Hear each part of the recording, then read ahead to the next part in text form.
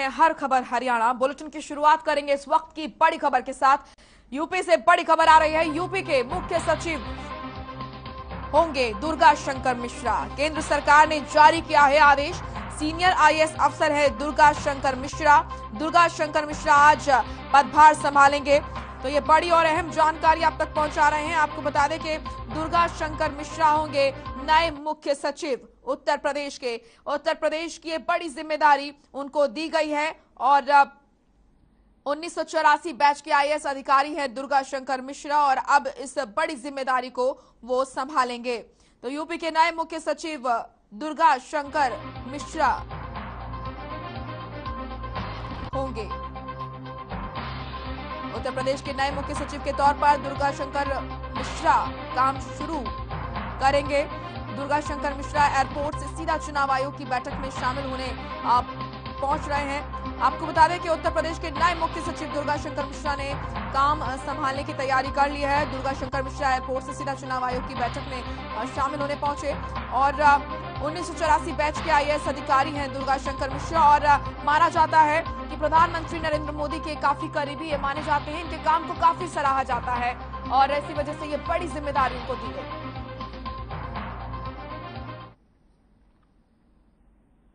चलिए अब बड़ी खबर यमुनानगर से है, जहां पर शिक्षा मंत्री कंवरपाल गुर्जर का बयान सामने आया है। उन्होंने कहा है कि सरकारी स्कूलों को भुगतान किया जाएगा और इसी के साथ वैक्सीन न लगवाने वाले कर्मियों पर कार्रवाई होगी। स्कूलों में नहीं दिया जाएगा प्रवेश।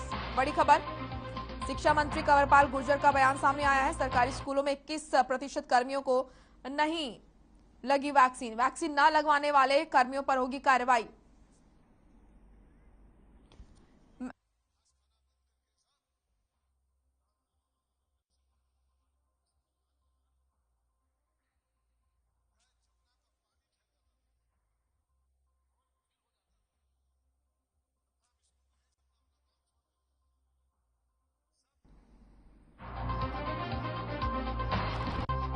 तो यमुनानगर से बड़ी खबर, शिक्षा मंत्री कंवरपाल गुर्जर का बयान सामने आया है। उन्होंने कहा सरकारी स्कूलों में 21% कर्मियों को नहीं लगी वैक्सीन।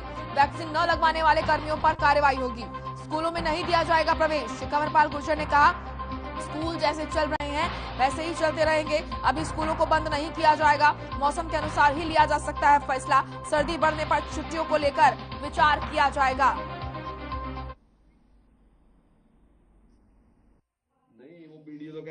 तैयारी तो सरकार की पूरी है। जो कोरोना के दौरान हमने सारा काम किया तो उसी प्रकार से इसमें भी हमने तैयारी पूरी कर रखी।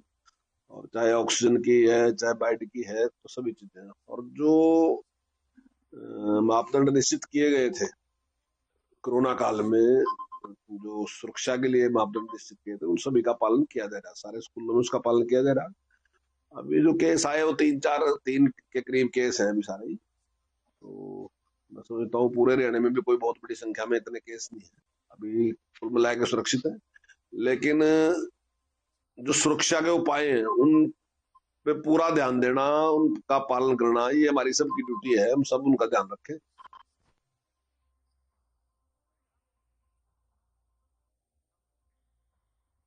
चलिए रुक करेंगे होटल का, जहां से बड़ी खबर आ रही है। एमएलए जगदीश नायर की अधिकारियों संग बैठक हुई और उपमंडल के सभी विभागों के अधिकारियों की वो बैठक लेंगे। विकास कार्यों पर की जाएगी इस बीच चर्चा। तो ये काफी महत्वपूर्ण बैठक मानी जा रही है। इस बैठक में विकास कार्यों पर चर्चा की जाएगी। तो ये बड़ी और अहम खबर आपके सामने इस वक्त की। ये बड़ी खबर होटल से, एमएलए जगदीश विभागों के अधिकारियों के साथ, उपमंडल के जो विभागों के अधिकारी हैं उनके साथ बैठक कर रहे हैं और इस बैठक में जो बैठक वो करेंगे इसमें चर्चा होगी। होटल से एमएलए जगदीश नायर की अधिकारियों संग बैठक, उपमंडल के सभी विभागों के अधिकारियों की वो बैठक लेंगे और विकास कार्यों पर भी की जाएगी चर्चा। तो ये बड़ी और अहम खबर होटल से, एमएलए जगदीश नायर के अधिकारियों संग बैठक होगी। उपमंडल के सभी विभागों के अधिकारी इस बैठक में मौजूद होंगे और इस बैठक का उद्देश्य है विकास कार्यों पर चर्चा करना। तो काफी महत्वपूर्ण ये बैठक, क्योंकि विकास कार्यों पर चर्चा होगी। कहां कमी है और कहां काम करना चाहिए, जो तमाम चीजें हैं, पूरा फॉर्मेट है वो तैयार किया जाएगा और विकास कार्यों की जो रफ्तार है वो कैसे तेज की जाएगी, इन तमाम विषयों पर चर्चा की जाएगी। होटल से बड़ी खबर, एमएलए जगदीश नायर की अधिकारियों संग बैठक होगी और इस बैठक में उपमंडल के सभी विभागों के अधिकारी जो है वो बैठक लेंगे। और साथ ही साथ बताया जा रहा है कि इस बैठक का मुद्दा है विकास कार्यों पर चर्चा। तो विकास कार्य जो है उन पर चर्चा होगी, कितना काम अभी तक हुआ है और कितना काम अभी बचा है और किस तरीके से क्या रफ्तार विकास कार्य की होनी चाहिए, तेजी से तेज यहाँ पर विकास कार्य की रफ्तार होनी चाहिए। ऐसे में पूरा फॉर्मेट क्या रहेगा, इन तमाम चीजों पर, इन तमाम विषयों पर बातचीत होगी। पलवल से बड़ी खबर आ रही है, होटल थाना पुलिस की कार्रवाई देखने को मिली। गाड़ी से 35 पेटी अवैध शराब की बरामद। आपको बता दें कि 2 आरोपियों को गिरफ्तार भी किया गया है। ये बड़ी और अहम जानकारी आप तक पहुंचा रहे हैं पलवल से, जहां पर होटल थाना पुलिस की कार्रवाई देखने को मिली है और गाड़ी से 35 पेटी अवैध शराब बरामद की है। 2 आरोपियों को गिरफ्तार भी किया गया है। तो पुलिस को ये बड़ी सफलता हाथ लगी है। होटल थाना पुलिस की ये कार्रवाई देखने को मिली, जहां पर चेकिंग के दौरान गाड़ी से 35 पेटी अवैध शराब बरामद की है। पुलिस ने 2 आरोपियों को भी इस बीच गिरफ्तार किया है।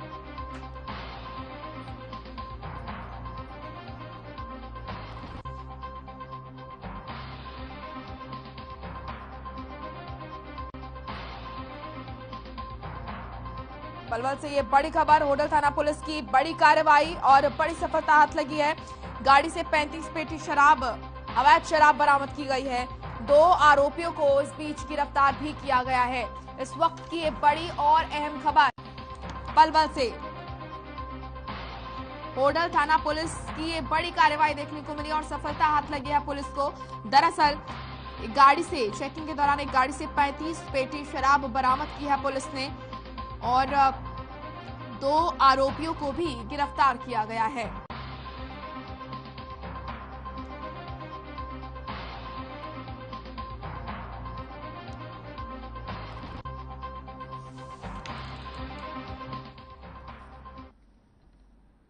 चलिए अब खबर होटल से, जहां पर पुलिस की बड़ी कार्रवाई देखने को मिली है। 8 किलो 700 ग्राम गांजा बरामद किया गया है। आरोपी यूपी से हरियाणा लेकर जा रहा था गांजा। बड़ी खबर इस वक्त की, होटल से पुलिस की बड़ी कार्रवाई देखने को मिली है, जहां पर 8 किलो 700 ग्राम गांजा बरामद किया गया है। नशे का काला कारोबार जो फल फूल रहा है उस पर लगातार पुलिस की नजर है और इसी के मद्देनजर 8 किलो 700 ग्राम गांजा बरामद किया गया होटल से। होटल पुलिस की बड़ी कार्रवाई, आरोपी यूपी से हरियाणा लेकर जा रहा था गांजा।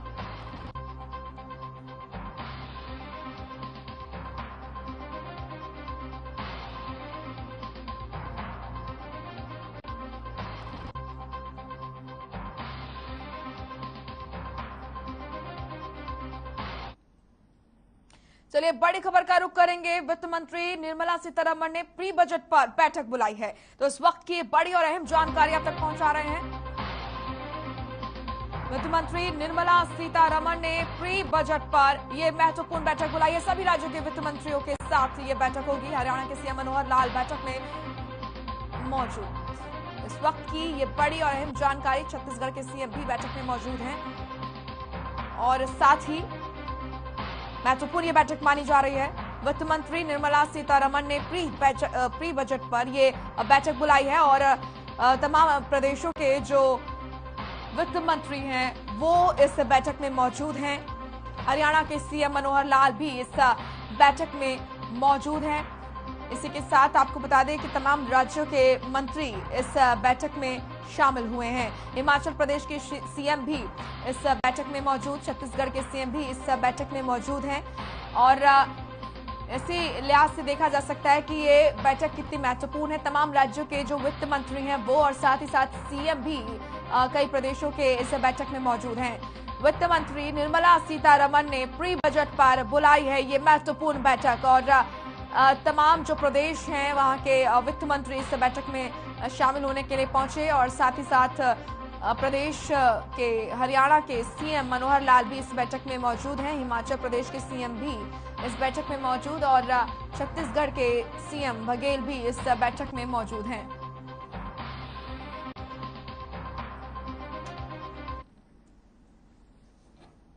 कोरोना और ओमिक्रॉन के बढ़ते मामलों के मद्देनजर लगातार प्रशासन जो है वो तैयारी कर रहा है। करनाल में भी no mask, no service, no vaccine, no entry की पॉलिसी लागू की जा रही है। ये नियम सभी अधिकारी, कर्मचारी और आम जनता के लिए लागू होंगे और यहाँ पर सभी को इन तमाम नियमों का पालन करना होगा। ये फैसला करनाल जिला प्रशासन ने लिया है। करनाल के जिला सचिवालय में जिला प्रशासन की बैठक में फैसला लिया गया कि 1 जनवरी से बिना वैक्सीनेशन सर्टिफिकेट के एंट्री पर पाबंदी लागू होगी। वहीं इस दौरान नए साल पर होने वाले जश्न को लेकर भी चर्चा की गई।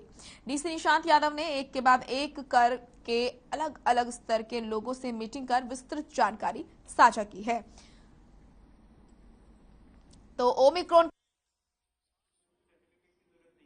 ये है कि आप सब लोगों को मालूम है कोरोना के जो केसेस हैं वो काफ़ी बड़ी संख्या में बढ़ रहे हैं और ओमिक्रॉन का भी जो प्रकोप है वो लगातार बढ़ रहा है। करनाल में भी एक मामला कुछ दिनों पहले सामने आया था और इस सिलसिले में सरकार ने 24 तारीख को एक विस्तृत गाइडलाइन जारी की थी कि आगे किस तरीके से सुरक्षित महामारी अलर्ट सुरक्षित हरियाणा, ये जो इसके अंडर जो प्रोविजंस हैं वो जारी हुए थे। अभी हमने आपकी ब्रीफिंग से जस्ट पहले संबंधित जितने भी अधिकारी थे, जितनी भी एसोसिएशंस हैं, होटल, रेस्टोरेंट, उन सबको हमने इन प्रोविजंस के बारे में बताया है और उनकी मीटिंग ली है। मुख्य जो बातें बताई गई है वो मीडिया के साथी आज आप सारे हैं तो इनके थ्रू जितने भी करनाल वासी हैं सबको मैं बताना चाहूँगा। सबसे पहला तो ये कि नाइट मूवमेंट्स जो हैं वो 11 बजे के बाद रिस्ट्रिक्टेड रहेंगे। एज ऑफ नाउ जो ऑर्डर्स हैं वो हो सकता है आने वाले आजकल में सरकार ये समय में तब्दीली करके और पहले से ही नाइट कर्फ्यू लगाने पे विचार करे। स्वास्थ्य विभाग की किसी भी तरह की आपदा को, संभावित थर्ड वेव को निपटने के लिए हमारी पूरी तैयारी है और अभी जो सबसे इम्पोर्टेंट है वो है हमारी सेकेंड डोज की वैक्सीनेशन की हमारी कवरेज, जो हमारे लिए एक चैलेंज बनी हुई है। करनाल में हम बार बार कहते हैं लगभग 1.5 से 2 लाख ऐसे लोग हैं जिनकी ऑलरेडी सेकेंड डोज ड्यू हो चुकी है, परंतु वो उसके लिए आगे नहीं आ रहे हैं। तो मैं आपके माध्यम से फिर एक बार पुनः अनुरोध करूंगा कि सेकेंड डोज जल्द से जल्द अपनी कंप्लीट करें। जब तक दोनों डोज नहीं लगेंगी हमारी इम्यूनिटी उसको कोविड को फाइट करने के लिए सफिशिएंट नहीं होती है। और सबसे इम्पोर्टेंट है कि आने वाले जो वीक है या कंटिन्यूस उसमें बहुत सारे वैक्सीनेशन कैंप्स, हम लगभग 150 के लगभग हमारी टीम्स फील्ड में जाती हैं। अब उसको और भी ज़्यादा हम डोर स्टेप पे हमने जितने कमर्शियल इस्टेब्लिशमेंट्स हैं, इंडस्ट्रीज़ हैं, उनको भी बोला है कि वो कहीं से भी हमें कोई रिक्वेस्ट करेगा तो हमारे पास कोई भी रिक्वेस्ट 24/7 जब भी उनकी अवेलेबिलिटी होगी कि हमें शाम को लगवानी है, हमें सुबह लगवानी है, हमारी टीम वो उस सारी चीज़ों को कवर करेगी। सरकार की गाइडलाइन थी तो उसके संबंध में डीसी साहब ने आपको विस्तृत तौर पे बताया है। हमारा इस समय पुलिस के मुख्य तौर पे यही कार्य है कि जो भी सार्वजनिक स्थलों पर लोग बगैर मास्क के घूम रहे हैं उनके खिलाफ सख्ती की जाए और चालान किए जाए। अभी हमारा लगभग हम 50-60 चालान प्रतिदिन कर रहे हैं, लेकिन कल से हम इस संबंध में और ज्यादा सख्ती करेंगे और कोई भी व्यक्ति यदि सार्वजनिक स्थलों पर बगैर मास्क के पाया जाता है तो जो भी चालान होना चाहिए उसका हम तुरंत करेंगे। साथ ही जो डीसी साहब ने भी जो गाइडलाइंस का जिक्र किया, यदि कोई व्यक्ति इसकी अवहेलना करते हुए पाया जाता है तो उसके खिलाफ नेशनल डिजास्टर मैनेजमेंट एक्ट 2005 और धारा 188 आईपीसी के तहत एफआईआर दर्ज की जाएगी और कानून के मुताबिक जो भी कार्रवाई है वो की जाएगी। लेकिन मेरा सभी लोगों से अनुरोध है कि ऐसी जरूरत ही नहीं पड़नी चाहिए, खुद ही लोग अवेयर हो इस संबंध में और जो भी प्रशासन की तरफ से, स्वास्थ्य विभाग की तरफ से जो भी अपनी तरफ से कार्रवाई की जा रही है उसमें भरपूर सहयोग करें। वहीं तो शाम में बढ़ते कोरोना मामलों के मद्देनजर पुलिस की कार्रवाई देखने को मिली ताकि कोरोना पर कंट्रोल पाया जा सके। इसी के मद्देनजर पुलिस ने तो शाम के चौधरी सुरेंद्र सिंह चौक पर बिना मास्क पहने घूम रहे लोगों के चालान भी काटे। इसके अलावा पुलिस ने लोगों से अपील की है कि वो बिना जरूरी काम के बाहर ना जाएं और जब भी बाहर जाएं तो कोरोना नियमों का पालन करें। अगर कोई भी व्यक्ति कोरोना नियमों की अवहेलना करता पाया गया तो उसके खिलाफ कार्रवाई होगी।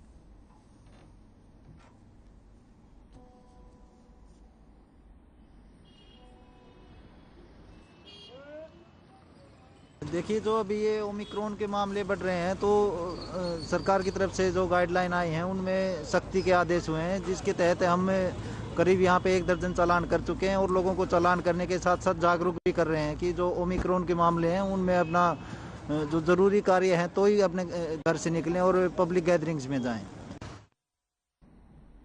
हरियाणा सरकार की सख्ती के बाद स्वास्थ्य विभाग अलर्ट मोड में आ चुका है, जिसके चलते नया वायरस ओमिक्रॉन की लहर की आशंका के साथ ही रतिया में टीकाकरण करवाने वालों की संख्या में लगातार इजाफा देखा जा रहा है ये जानकारी देते हुए वरिष्ठ चिकित्सा अधिकारी डॉक्टर भरत सिंह ने बताया कि जो खुद आकर टीका लगवा रहे हैं उनके मन में बड़ा उत्साह है। जिनको कोई डर या वहम है उन्हें डॉक्टरों की टीम समझाकर घर घर जाकर टीकाकरण कर रही है, जिससे पिछले कई दिनों के मुकाबले इन दिनों टीका लगवाने के कार्य में जबरदस्त तेजी आई है।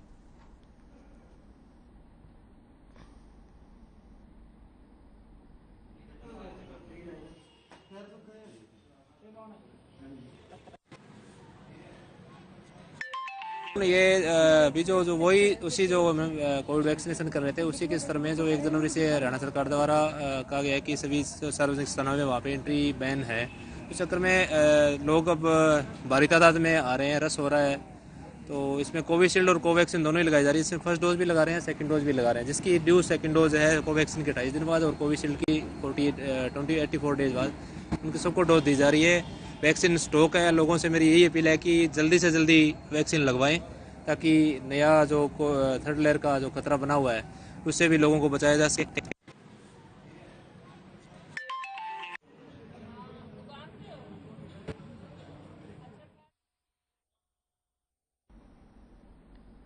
वहीं करनाल के नगर निगम के एसई दफ्तर में पैसे लेने के मामले में लगातार अब कई अपडेट आ रहे हैं।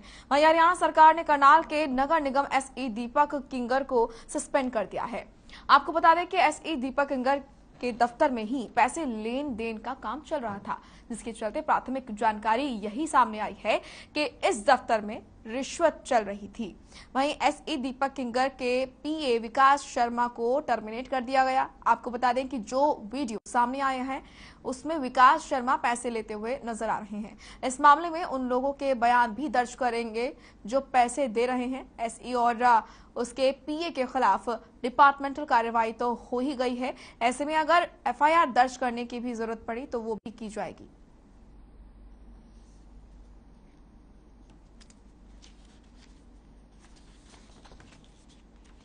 सीनियर डिप्टी मेयर राजेश अड्डी जी, हमारे डिप्टी मेयर नवीन कुमार जी, हमारे पार्टी के जिलाध्यक्ष भाई योगेंद्र राणा जी, हमारे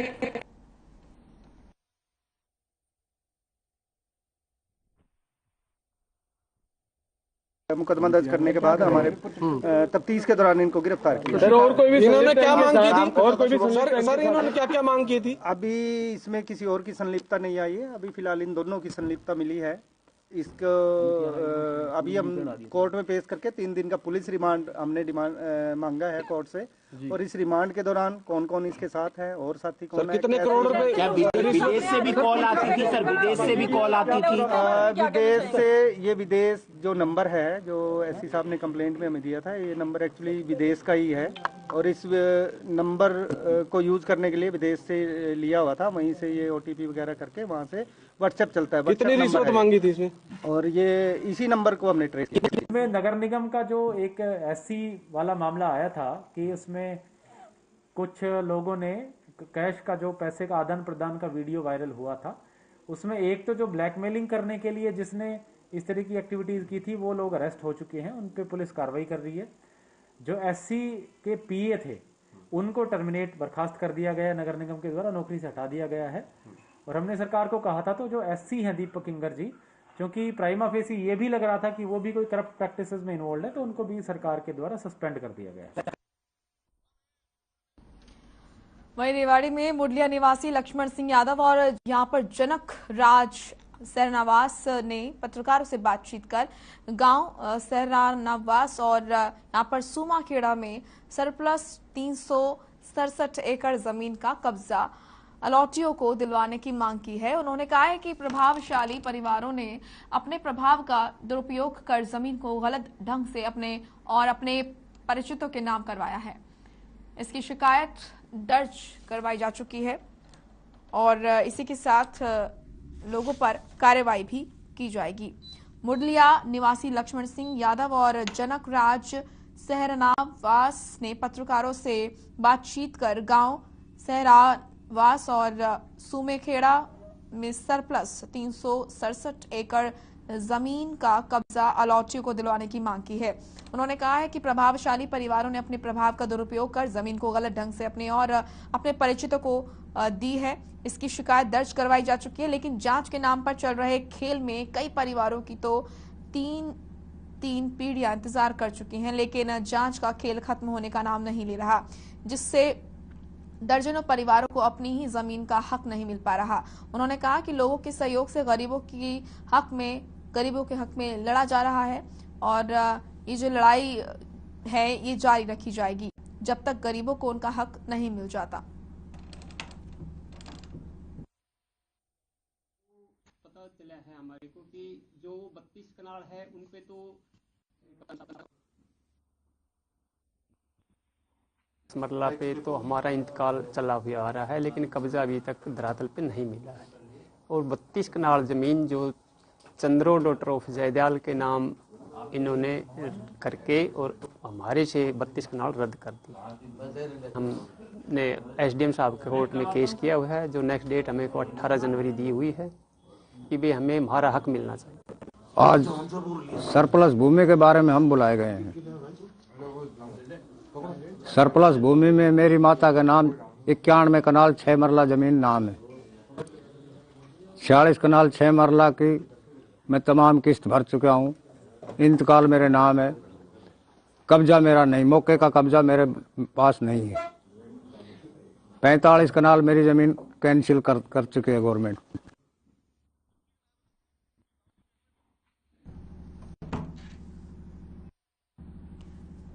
वहीं पटौदी बिलासपुर रोड पर ऊंचा माजरा के ग्रामीणों ने जाम लगाकर प्रदर्शन किया।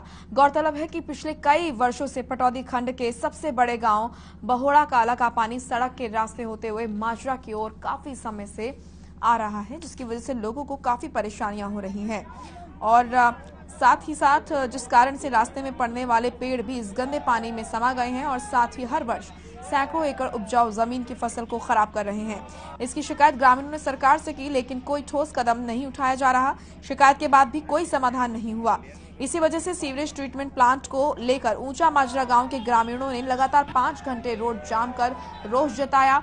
वहीं दावे के मुताबिक केंद्रीय मंत्री और लोकसभा गुरुग्राम से सांसद राव इंद्रजीत सिंह ने 2016 में 5000 की आबादी वाले इस गांव को आदर्श गांव योजना के तहत गोद लिया था, लेकिन अब हालात ये हैं कि ग्रामीणों ने हार थक कर रोड जाम करने का फैसला लिया है।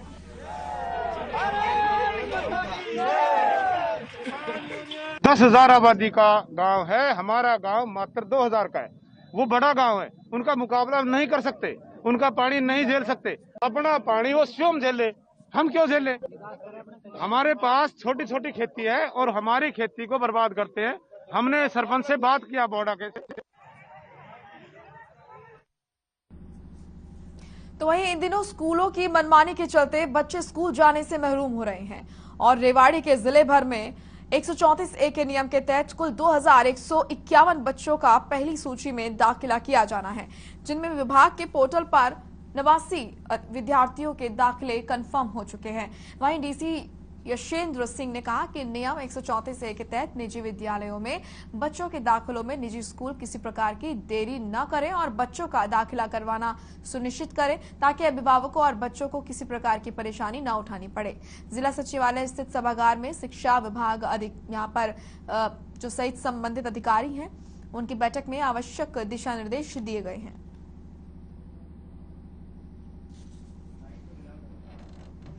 काफ़ी दिन से नियम 134A के दाखिलों के लिए बच्चे उपायुक्त कार्यालय में क्लास से लगा रहे थे। उस पे आज डीसी साहब ने हमें 4:30 बजे बुलाया था मीटिंग के लिए और साथ में दूसरे अधिकारियों को, तहसीलदार को, शिक्षा विभाग को व अन्य अधिकारियों को भी साथ में बुलाया था। उनमें आज काफ़ी निर्णय हुए कि हर प्रत्येक स्कूल में जिनमें दाखिले होने हैं उनमें शिक्षा विभाग की तरफ से 2-2 टीचर या प्रिंसिपल जाएंगे और उन बच्चों के दाखिले कराएंगे।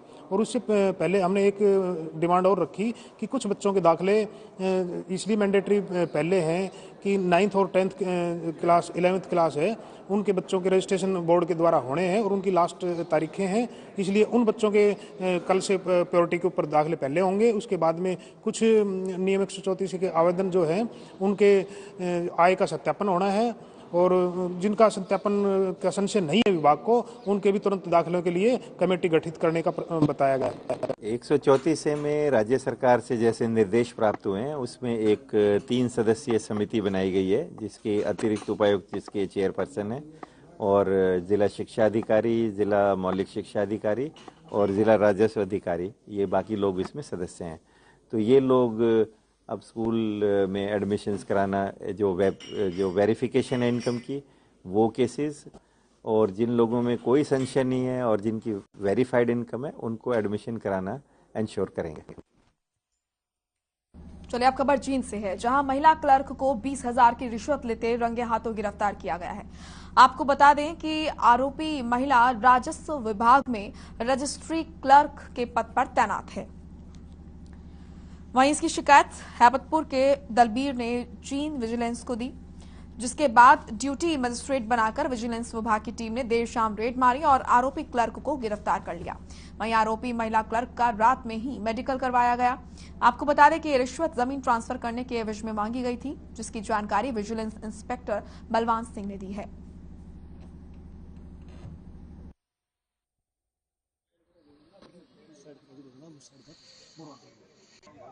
सूचना मिली थी कि भाई जमीन का तबादला करने के लिए रजिस्ट्री क्लर्क 20,000 रुपए की डिमांड करे, जिस पर हमने ड्यूटी मजिस्ट्रेट नियुक्त करवाकर और रेड की तो रंगे हाथों 20,000 में रजिस्ट्री क्लर्क ज्योति को काबू किया। खबर भिवानी से है, जहां पर नए साल पर शहर के लोगों को तोहफा मिलने वाला है। अब जरूरतमंद लोगों को ब्लड कंपोनेंट्स के लिए निजी या दूसरे जिलों के अस्पतालों में नहीं जाना पड़ेगा। अगर सारी प्रक्रिया सही ढंग से चलती रही तो नए साल में सामान्य अस्पताल के ब्लड बैंक में यहां पर कंपोनेंट्स तैयार करने का कार्य शुरू हो जाएगा। हालांकि अभी भिवानी ब्लड बैंक को इसका लाइसेंस जारी नहीं किया गया है, और लेकिन सारी प्रक्रिया पूरी हो चुकी है। एक बार हिसार से ड्रग कंट्रोलर की सामान्य अस्पताल के ब्लड बैंक का निरीक्षण करने की देरी है, उसके बाद जल्द ही बैंक को लाइसेंस मिल जाएगा। जैसा कि आपको पता है, अभी हमारे पास होल ब्लड की फैसिलिटी उपलब्ध है, परंतु जो है कंपोनेंट्स के लिए जो जो एरिया और जो जो गाइडलाइंस के अकॉर्डिंग ड्रग कॉस्मेटिक एक्ट के अंदर चाहिए होता है, वो सारा कार्य जो है अलग सेपरेशन के हिसाब से जो है उसका मैप भी फाइनलाइज हो चुका है। एक बार स्टेट ड्रग कंट्रोलर की टीम का जो है यहाँ पर विजिट हो चुके हैं। उसके बाद जो जो कमियां और थी वो सारी कमियां भी दूर कर ली गई हैं। ट्रेनिंग पार्ट भी कंप्लीट हो चुका है, और अभी जैसा कि हमने उनको लिख के भेजा हुआ है, तो जल्द ही जल्द जो है उनकी टीम यहाँ पर आएगी और फिर से विजिट करके जैसे ही हमें लाइसेंस अप्रूव हो जाएगा, हम जो कंपोनेंट की सुविधा स्टार्ट कर देंगे और आम लोगों को मिल पाएगा। कंपोनेंट के अंदर जो क्या है, अभी जैसे हम किसी को होल ब्लड देते हैं तो उसमें साथ में जो है प्लाज्मा भी जो है पेशेंट के अंदर जाता है, परंतु जिसमें सिर्फ खून की कमी होगी उसे हम सिर्फ आरबीसी दे पाएंगे, और जिसको प्लाज्मा की जरूरत होगी उसको प्लाज्मा दे पाएंगे। और जैसा कि डेंगू के टाइम में प्लेटलेट्स की जरूरत पड़ती है, तो हम आरडीपी भी प्रिपेयर करके उनको प्लेटलेट्स भी दे पाएंगे। तो वहीं फरीदाबाद में इंडस्ट्रियल एक्सपो उद्योगों को बढ़ावा देने के लिए 3 दिवसीय एक्सपो की शुरुआत होने जा रही है। एक्सपो के जरिए रोजगार के भी अवसर मिलेंगे, साथ ही इस दौरान कोरोना प्रोटोकॉल का भी पूरा ख्याल रखा जाएगा। इस मौके पर युवराज हंस निजामी, बंधु मल्होत्रा सिस्टर्स प्रस्तुति भी देंगे। जायजा लिया हर खबर संवाददाता पूजा शर्मा ने। एक लंबे अंतराल के बाद उद्योगों के लिए उद्योगों द्वारा एक शुरुआत की जा रही है। आईएमटी इंडस्ट्रीज एसोसिएशन फरीदाबाद के सौजन्य से 3 दिवसीय इंडस्ट्रियल एक्सपो का आयोजन किया जा रहा है। क्या कुछ प्रारूप होगा, किस तरह से उद्योग इस एग्जीबिशन से लाभान्वित होंगे? हमारे साथ प्रमोद जी यहाँ पर एसोसिएशन के प्रेसिडेंट मौजूद है। क्या कुछ सर, ये कब से कब तक प्रदर्शनी आयोजित की जाएगी और इस एग्जीबिटर्स जो है वो किस तरह से पार्टिसिपेशन होगा, उनका क्या प्रारूप होगा? पूजा जी, ये 6, 7, 8 जनवरी 2022 से स्टार्ट होगा। 3 दिन का ये एग्जीबिशन होगा। ये टोटल B2B होगा, मतलब केवल इंडस्ट्रीज वाले ही इसमें पार्टिसिपेट कर रहे हैं। इसमें 250 कंपनियां जो आईएमटी में है, आईएमटी से बाहर है, एनसीआर में, वो सभी इसमें पार्टिसिपेट करेंगे। हर तरह की कंपनी, चाहे कोई पैकिंग वाली है या कोई सीमेंट इंडस्ट्री है, ऑटोमोबाइल है, इलेक्ट्रिकल व्हीकल है, मतलब जितने प्लास्टिक से है, रबड़ से है, जितने भी तरह की इंडस्ट्रीज हैं वो सभी इसमें पार्टिसिपेट कर रही हैं। तेज जी, किस तरह से कोरोना संक्रमण के बीच में ये एग्जीबिशन आयोजित हो रही है, तो क्या कुछ इंतजाम जो है अपने स्तर पर आप लोगों ने किए हैं?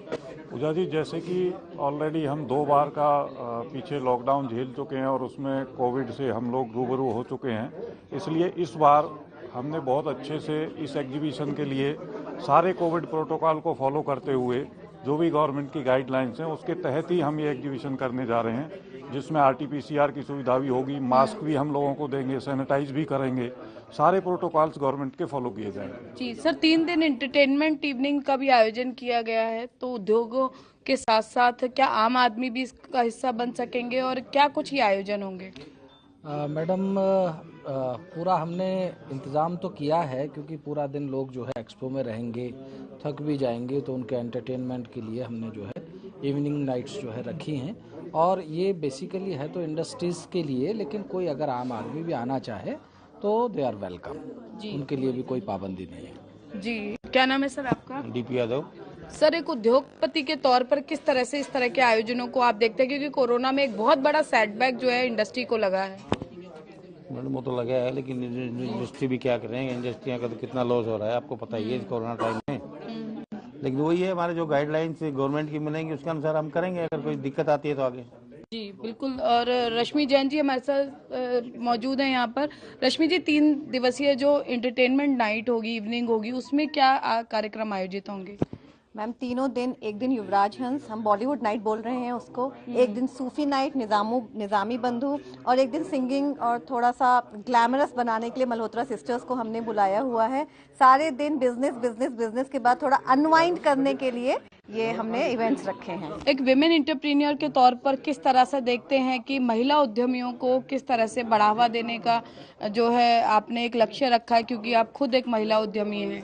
जब हम खुद देखते हैं कि सामने एक महिला है तो अपने आप बढ़ावा मिलता है, खुद अंदर से आपको कॉन्फिडेंस आता है। जब मैंने एसोसिएशन ज्वाइन की थी, ना देखा था, ना सुना था, ना कोई महिला थी हमारी एसोसिएशन में, हाँ, लेकिन आई होप कि मुझे देखकर बाकी जो वुमेन एंटरप्रेन्योर्स हैं वो भी सामने आएंगे और पार्टिसिपेट करेंगे। जी बिल्कुल। देखिए, कभी कोरोना की मार तो कभी प्रदूषण के चलते जिस तरह से फरीदाबाद के उद्योग अपने अस्तित्व को लेकर काफी तनावग्रस्त थे और लगातार जो है वो सरकार से अपील कर रहे थे कि कुछ राहत दी जाए, तो एक राहत अपने लिए जरूर फरीदाबाद के उद्योगपतियों ने IMT इंडस्ट्रीज एसोसिएशन फरीदाबाद के माध्यम से सुकून कहा जा सकता है इसको, कि आने वाले समय में जो ये एग्जीबिशन 3 दिवसीय 6, 7, 8 जनवरी को आयोजित की जा रही है, उद्योगों को बढ़ावा देने के लिए एक ऐतिहासिक कदम साबित होगी। कैमरा पर्सन शिवम के साथ फरीदाबाद से पूजा शर्मा, हर खबर हरियाणा। चलिए फिलहाल इस बुलेटिन में इतना ही। आप देखते रहिए हर खबर हरियाणा। नमस्कार।